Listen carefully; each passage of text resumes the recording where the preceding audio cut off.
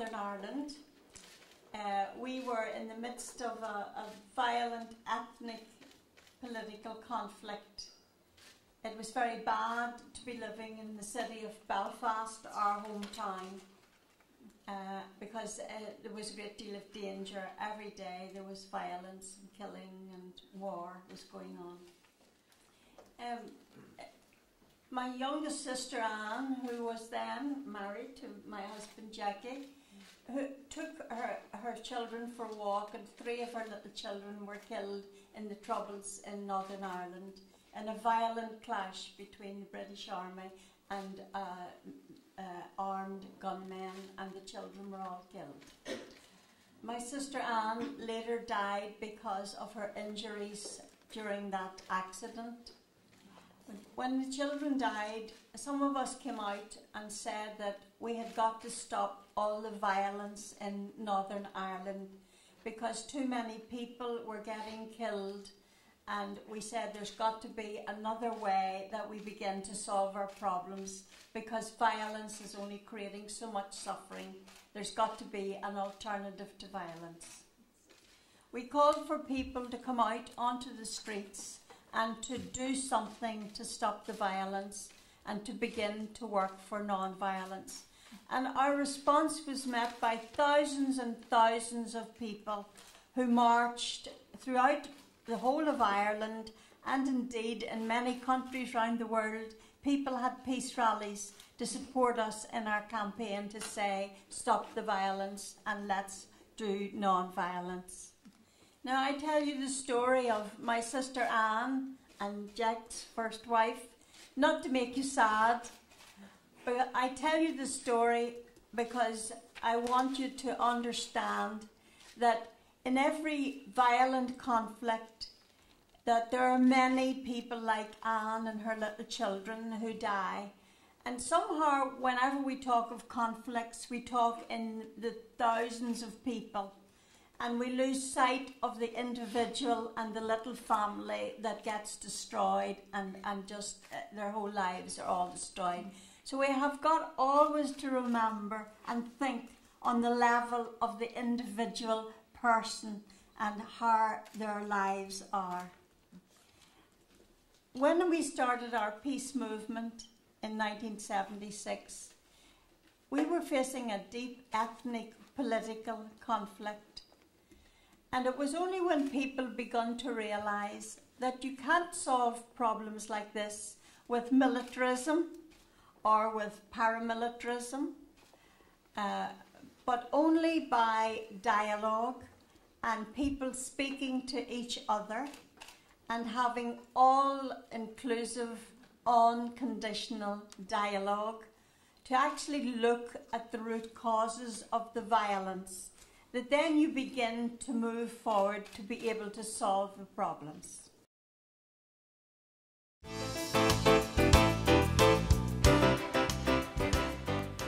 Violence really is the flower of injustice and inequality, and when people are not treated right within a community, often because of these lack of civil and human liberties within a community, creates a great deal of anger, and violence can erupt.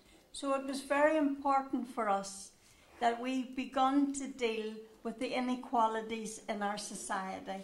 And with the civil rights movement in Northern Ireland, taking its model from Martin Luther King in America, whenever we begun to actually deal with these problems in our society, then we could begin to move towards peace and justice, and things begun to get better for us.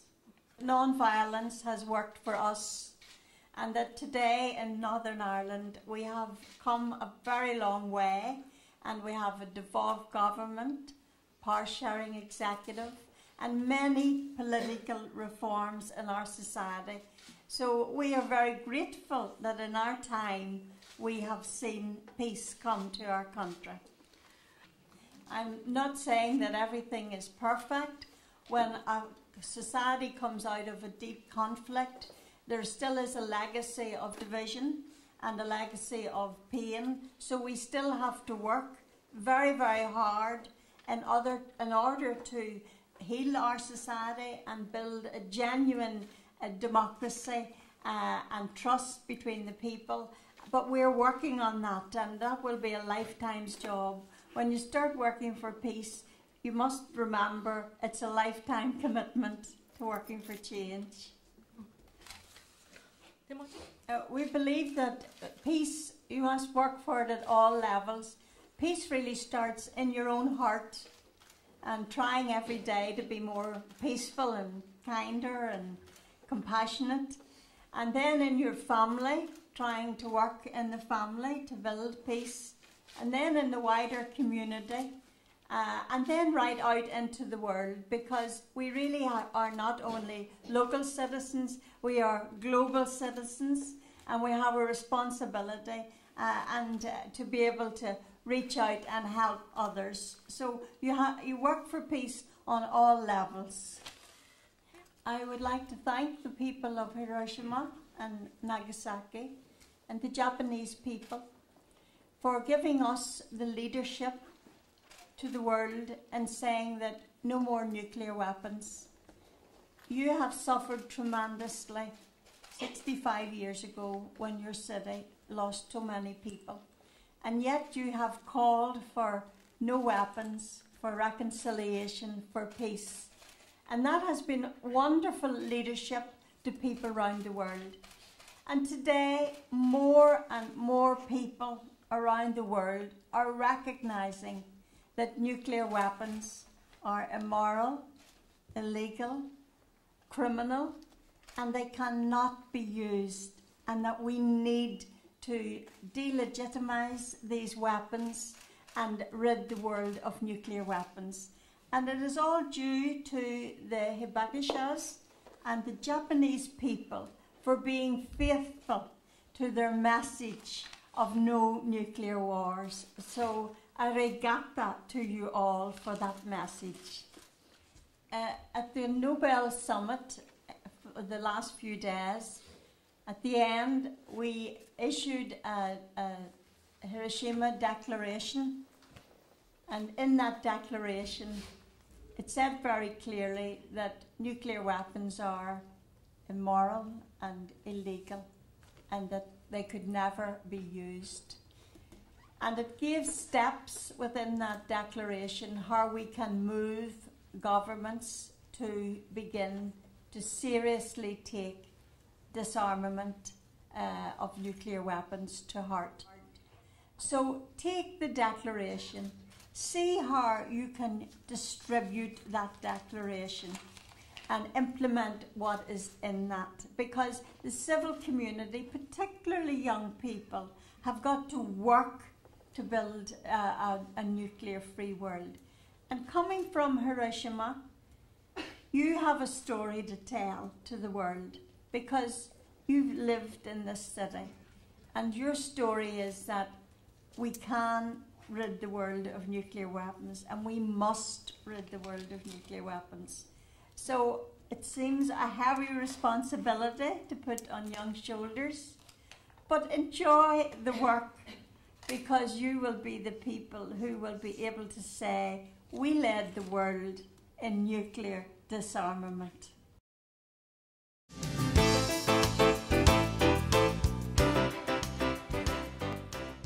今日の講演本当にとても感動しました。ありがとうございました。I'm very moved by your speech today. 質問なんですが、平和において女性としての役割とは何か、どのようにお考えでしょうか。So, what is the role of women for creating peace? I think the role of women for creating peace is to teach kindness in their families and compassion. You see, in the 20th century, for a great deal, we operated out of the head, out of the intellect, and we forgot the heart. So we were able to create wonderful things in the world technology, science produced many excellent things. Like we have all our computers and we know how to use our mobiles, and the Japanese are surpasses all for the technology. Thank you. So we have all the technology and the science and the intellect. But you know, unless we bring the heart and the head together, we will not make wise decisions. Because alongside the good things that we get, like the internet and the advancements, we have created nuclear weapons. We have created predator bombs. We have created an economy in the world where the rich have gotten richer and the poor have gotten poorer. The gap between the rich and the poor is now wider than ever. We have destroyed a lot of the environment because we haven't protected the earth.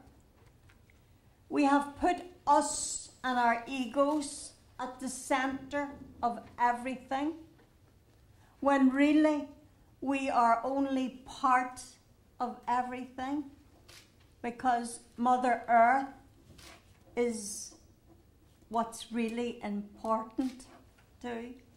So we need to bring the heart, the compassion, together with the mind, so that we will make wise decisions and ask the right questions.